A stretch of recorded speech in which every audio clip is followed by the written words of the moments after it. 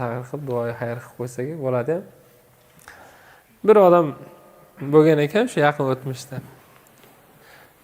Haligi ko'chani tilda aytganda reshalla deydi. Birovlarni urib qarzini olib beradigan, birovlarni uyini tortib oladigan, birovlarni shu mashinasini olib qo'yadigan shunaqa odam bo'lgan ekan. Bir 60larga kirsa, qolganlar nasihat qilibdiki, "Ey, shu ishingni yig'ishtir. Yoshing bir joyga yetib, uyog'ing yaqin qoldi. Bolalaring katta bo'lib qoldi, uyat bo'ladi. Namoz o'qi" dedi.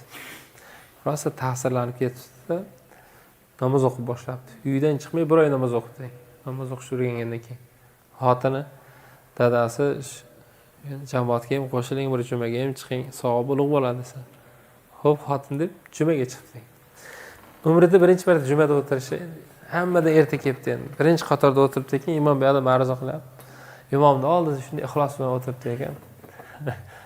Birdan biri turtibdi. Shunday qarasa, xat uzatyapti ekan. Bo'ladi, bizda haligi birinchi odam uzatib yuborish kerak, imom o'qib duo qiladi. Kimdir mushkuli bo'ladi, boshqa. Orqadan kelyapti endi. Shuni qarasa, xat bilmaydi uzatishdi. O'ziga deb o'ylabdi, bunday ochib o'qidi. Hazrat, shu akam bilan ancha yillardan beri uy talashib, hech murosa qila olmayapmiz.